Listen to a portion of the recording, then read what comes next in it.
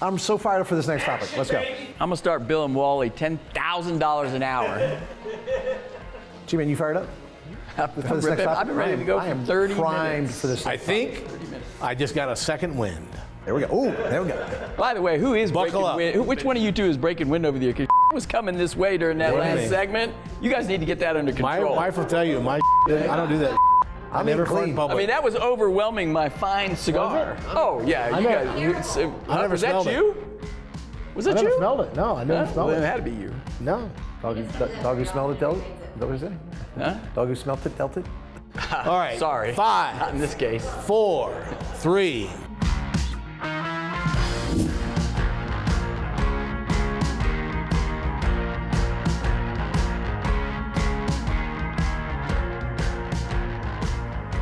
Gentlemen, here we are again at the beautiful Broadmoor Hotel and Resort, which is where you're staying this week. Staying out on property here, yes, sir.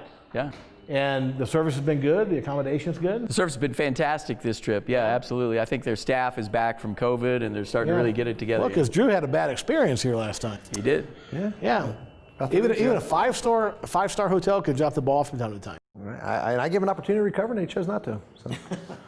So this hotel is 102 years old, built in 1918, and by a guy named Spencer Penrose.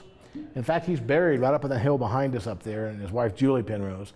And I don't know where they came from, but they came out during the gold rush and silver rush and made their fortune in that whole thing. And you know, you think about the pioneers, the people that built the businesses, they built the railroads, they built the highways, they built the factories, right back east where you're from, right? There's so much of the Carnegies and all those people that built this infrastructure of this country. And it's kind of interesting, right up on that hill over there, above where he's buried is a place called Camp Cloud. And they built it in the early 1900s in anticipation of Prohibition. And they took all their whiskey and their wine up there, and they, you know, it's about an hour up that hill back there behind us. And they would have their parties and stuff. And of course, you know, the Prohibition people, the Federales, whatever, could never sneak up on them. But you think about that personality, the personality that built this place, this country. These were the pioneers, the revolutionaries of the industry. And in many, many ways, so many of our viewers, G-Man, Drew, myself, we're kind of the modern day revolutionaries of industry. We're building stuff. Thought you were going to say pirates. No, we're not. not the pirates necessarily, but we are the builders of industry. We build businesses, we build companies, we build people to a large degree. And so many of the folks that, you know, are EGI members and tune into our broadcast here, they're the same way, right? They get up at 5 in the morning and they don't shut down till 10, 11, 12 o'clock at night, and they get 5 hours of sleep and they're back at it the next morning. So what I want to talk about today is the badasses that build businesses. You've done it, I've done it, he's done it, many of our viewers have done it. They're in the process of doing it. And I want to talk about what it takes to be that guy or that gal that is so driven to build success, to build wealth, to build prosperity. Because you're going to have naysayers. You're going to have people who say you can't do it. They're going to say, what are you doing taking all this risk? And yet we do it nonetheless. So I want to talk about that mindset, the mindset of Gary Elekes, the mindset of Drew Cameron. Dangerous. Good Lord. Are you sure you want to do that? It's a scary place in there. I want to talk about what it takes to reach the highest summit, to create wealth, millions of dollars in wealth. What does it take? What holds so many of our contractors back? So I want to talk about your personality, then we're going to get to you in a second. I want to talk to you about that personality, that A-type, Gary Elekes, take no prisoners mindset that just drives you to get stuff done. What do you want to talk about? I want to talk about you. I want to talk about what drives you. Achievement. achievement, the act of climbing the mountain. Olympic athletes are notorious for having achieved gold medals, and when they're done, they struggle. A lot of them go into struggles, depression, because their only goal, their only idea of what achievement was that Olympic gold medal. And so when they achieve that, it's like, well, what's next? They didn't have a what's next. So for me, it's a constant reevaluation of your goals and a constant resetting of the next mountain top that you're climbing. So, if you're going to climb Everest, then you're going to climb the next mountain, Kilimanjaro, and so forth. So I think having a mindset that's goal-driven.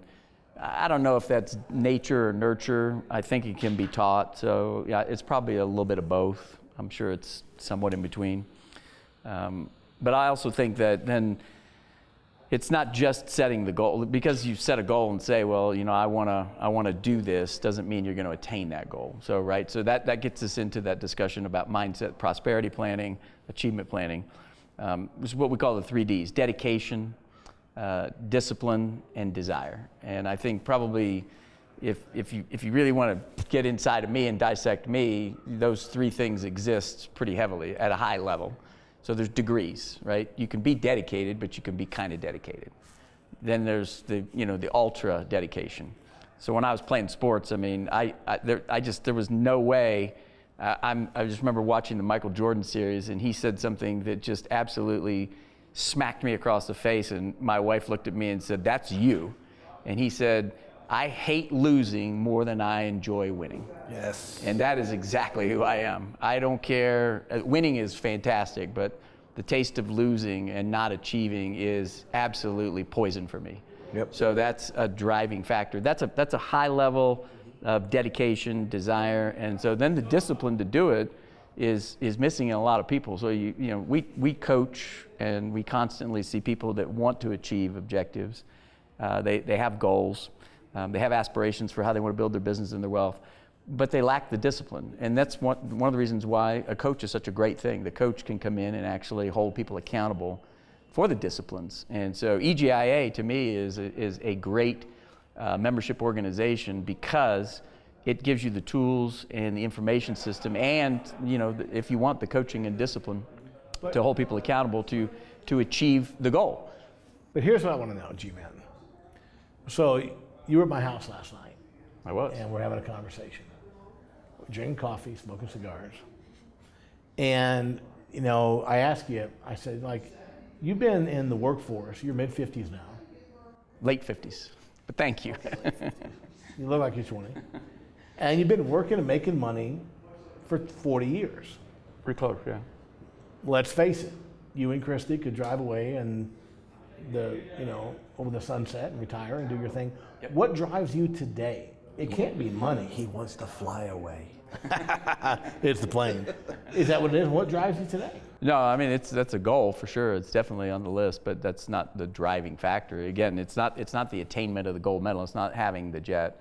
The journey to getting to that place is really what drives you. And let's say you check that box. Well, there'll be another box. Right. So for me, it's developing people. It's being engaged. It's passion. I love the game of business. I've always loved the game of business. When we were playing Monopoly as a kid, I needed to be good at Monopoly. So passion? Yeah, passion for sure. Yeah, absolutely, for sure. Yeah. So entrepreneurs out there, business owners that are in our program, they better have the passion. They better bring the passion. I think so. I think if you're not passionate about what you're doing, I think that it turns into a grind. Yeah. And anytime you're just working for the purpose of money, or you're working to maybe support your family and so forth, economics, I think that eventually has a consequence to it. If you're doing something that you're passionate about. So for me, it's not about heating, air conditioning, or plumbing. I mean, I got a digital agency, I've got a real estate company, investments and so forth. The passion is about the journey inside of that place. And so it's not necessarily the business. For me, the passion is being in business. Yeah. It doesn't matter what business.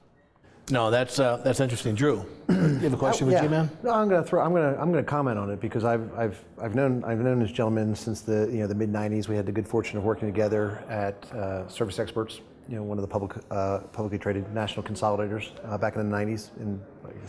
We met before 90. I went to work in 98 for them, but I think we met before that somewhere in your Lennox days. Yeah, Lennox. Because I was a Lennox dealer. Yep. Before we sold the Cameron business. But here's the interesting thing about the G-Man that I can, that I've observed since we got back together here at EGIA. He's actually said it. I think it's on video somewhere. We could pull it up like they do with the politicians and they shame them with their comments, right? We could make him own his comment, because here was a man who was ready to retire, correct? You were ready to go off into the sunset back in 2016. And you had a conversation with another friend of ours, Mike Robinson, who's here in the Springs as well. And he was given an opportunity to kind of take a look at, hey, you've got this thing, this platform that you've got with EPL Residential. You've got this thing. What are you doing with it? What do you want to do with it? And he's thinking, I'm just going to let it play itself out, and I'm going to sit on a beach in Cayman and drink whiskey and smoke cigars and right? drink. No, this is coffee. Coffee, excuse me, coffee.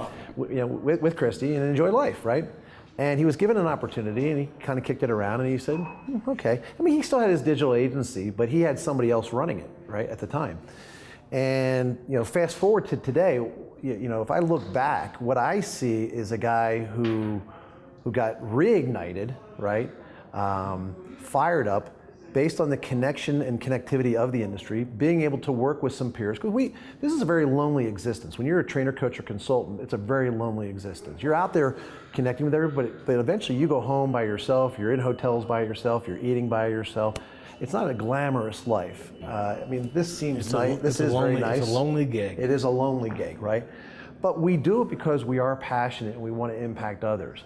The cool thing about the EGIA Contractor University is not only this connection with this group here that is here, but we got Russ, we had Mike Robinson, we've got James Leichter, we've got Mike Treese, we've got others, Mark Madison. How about that dude Scott Deming? Scott Deming, fantastic. Man, that dude, right? that dude's got some power. Rockstar. He's bringing the heat. Rockstar. That dude We is got awesome. and we have some alumni that have left us and gone on to other things. We've got our staff behind the cameras, our staff out there in Sacramento. Andy Mitchell right there. Andy Mitchell, the rock star, that makes this all makes the magic happen, right? And his team, and of course our team out in Sacramento, right?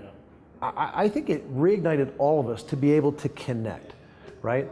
And the interesting thing is I had an opportunity, a good fortune, to sit in on a conference call with him and his iMarket team this morning. And this guy is on fire. When he is on video for EJ, he's on fire. When I saw him and heard him on that conference call this morning, he was completely engaged. He then went and did a webinar right behind that before we did Lead 2020. He was engaged and fired up with that. He is so fired up and inspired because he took back over the reins of the digital agency there, even though he has an amazing team that runs it behind, with him. There, he is inspired and infused because he's now connecting more than ever, I think, with the people. Not to say that he wasn't before, but he is more connected with people and the mission of the people, right? Yeah. And I think that's really what it is. Is that think about the business, because we have a lot of contractors that are our viewers and listeners that have been in business. And I would say, okay, what business are you in? And then I'll ask them, what business are you really in? And then I'll say, what's the business you need to be in? And I think that's the evolution of where we've got to. And I think you now need to do that every year, right? Every year when you do your planning, G-Man and I I'm going to have the great fortune of working with this guy in Vegas and in Orlando here in November and December at the boot camp. And actual physical classes. Live classes, a unique thing, right? But we're going to have an opportunity to talk to people about their vision, mission, core values, and their goals and objectives for their business. And where did you get to in 2020? Where do you want to go to in 2020, 2021 and beyond, right? But that's the question that I want to ask, right? What business are you in? What business are you really in? Yeah. What's the business that you need to be in, right? And when I look at this man, he is in the business of people now and connecting people. And connecting with people, right? I think we all are, but this is the thing that I think has really, really inspired and fired this guy up. And I hope I'm not talking out of line, but that's just an observation over the last 3 or 4 years of working with you here. It's been an honor and a privilege to just see you get reinfused, reinvigorated. And that's not to say that you were petering out. It was just like you said you were done, and you're on fire, G-Man. You're on fire. So you're legendary. Here's what I want to talk about. So this episode wasn't set out to be this, but we're going to get into the world of the G-Man, the head of the G-Man. And then we're going to do an episode with the head of the D-Man. because both of you guys, the legend and the icon, are both men whom I respect and have looked up to for so many years. And, you know, probably the highlight of my professional existence is that to partner up with you guys in this whole thing. I mean, come on, right? I'm just a dude, and I'm here with the legend and the icon, right? But I want to know what makes you guys tick. I want to know what makes you guys go. And so I'm going to go in the area, and if I am out of line here, I want you just to thump me in the nose. You're always out of line, but go ahead. But you're a man that I've respected. I remember back in 2006, 2007, I bought some companies, and I needed some help. And I called you. You had Buckeye back in those days. Yep. And I called you for some help, and frankly, I couldn't afford you. We could not afford to bring you in. We brought in somebody else that we could afford. Probably got what we, paid for. But since that time, for years, Gary, from 2007 all the way up till, I don't know, we did this in 2017, We're rolling into 18. We're rolling into this thing. 2020. Oh, you're talking about EGI? Yeah. 2017, 2018. So 10 years later, right, you and I meet. And you didn't know me from Adam, but I knew you because of who you were. And I've just always been a huge fan. And I've always wondered what makes you tick. And you and I had a conversation probably a year ago. I'm like, Gary, you're so organized. Like, how do you have that skill? And you're like, dude, I have to force myself to have that skill of organization. And hey, babe, say hi to the crew. It's my wife, Taryn. I'm just feeding you. I'll be right back. Is that what the kids call it these days? Okay. But we're going to go off on the rails here. You've been through a tremendously difficult experience in the last couple of years with your dad and with your wife and their health issues. And I had the privilege last night of talking to your wife, Christy, a little bit. And she's been battling cancer. And the Red Devil that she had. Adriamycin is it's the chemicals. We're called the Red Devil. And she's had to go through surgeries, and she's got another surgery, I think, on October 18th, you said? November 18th. November 18th. And I want to talk to you for a second about how you get through that kind of stuff. Because you never let up. You would never know the stress you're going on in your mind with that stuff. You've been married for 40 years. Well, I'm going to be in trouble because I have to think about this. But well, you were here. I got married in 1985. Okay, so 15 years, 35 years. 35. And you guys were here, I think, for your 30th anniversary. We had dinner up here at the Penrose Room. Absolutely true. Yeah. Right around the corner. Yeah, but I want to talk to you about how you get through that and still do what you do at the intensity, because everybody watching this has in their lives, challenges, health problems, money problems, relationship issues. And I've watched you the last couple of years. You went through it for a couple of years with your dad. Your dad's been really ill. Yeah. And then on top of that, close to 11 years now. yeah. And then a couple of years ago, your wife's issues. And somehow, Gary, like you would never know it. If I didn't know you personally, I would never know that was going on in your life. I want to know, our viewers want to know, if Gary the entrepreneur, Gary the legend, how do you keep going in the face of that stress, that difficulty, that worry about your wife, worry about your dad? I think that's like a huge lesson for all of us. We have a choice, Wally. I mean, you can let that be a tax and let that affect you, or you can say, well, I can't really change that. I can't change the fact that my dad has cancer, and now he's got heart problems and different other issues as related to the cancer. You can't change the fact that your wife comes down with an illness that potentially takes her life. Yeah. It's compartmentalization would be the skill that when we coach and when we talk to people about, hey, how do you like you got stuff going on at home, family, it could be community, church, all kinds of different static. Some of them are big, some of them are small. But I think compartmentalization is a skill. I think it can be taught. I think it's something that you learn. I probably learned it, grown through Lennox, to be honest with you. Lennox was an organization that was under-resourced when I was there. And so you had to figure out how to survive in an environment where you were being asked to achieve objectives, but you didn't have the resources. So there's a lot of stress in that. I mean, you work for a corporation, you've worked for a corporation, and oftentimes the corporation they don't really care about you. I mean, a lot of corporations will say they care about you, but the truth of the matter is you can be replaced. You're a piece in that machinery, and the machine goes on if you're not there. And you know, I'm not at Lennox anymore, and they've probably tripled their business since I left. I don't know if there's any alignment. You with were the that one thing concept holding or them not, back, but- right? You were the thing holding them back. But when I was there, I had some pretty good results. So It was 5x, now it's only 3. yeah. So you know, I own the stock. So compartmentalization, I think, is what a lot of. I think it's one of the keys. I'm not sure it's the only key, but you know, the ability to wall off the things that could potentially have a negative effect on you and focus on what it is that's important at that moment in time. So people talk about being in the present. There's a book called Fish. And if you've ever read Fish is about 60 pages long, and the typeset is about this big, so it's my kind of book, you know what I'm saying? And pictures. And it's got pictures. But one of the concepts And it's in about there- fishing. Yeah, one of the concepts in there is make work like play. And so we try to do that. We try in all of our business to have fun. We're doing it right now. We're making work fun. We're drinking coffee. We're smoking cigars. You know, we're having a good time. But the work is We're serious. gonna have some Happy Meals too. So. Yeah, it looks like we got a Happy Meal.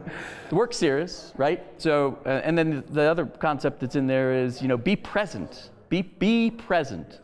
And so if you're being distracted by all the stuff that's real, those are big issues. I mean, those are real issues.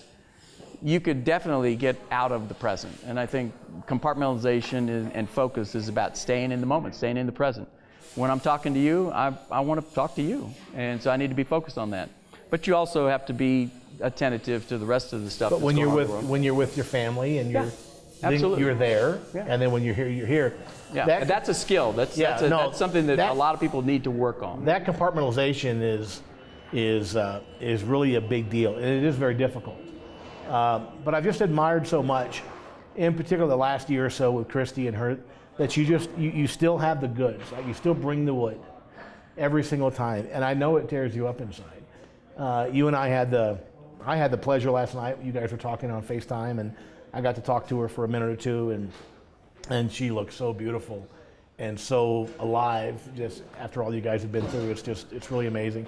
And I know there's still challenges ahead, and more chemo and more surgery and all that, but boy, was she just like alive last night. And I just know you deal with those issues, and you somehow, when you're dealing with us, when you're dealing with your businesses, when you're dealing with our EGI family, you're 100% Gary, you're 100% on.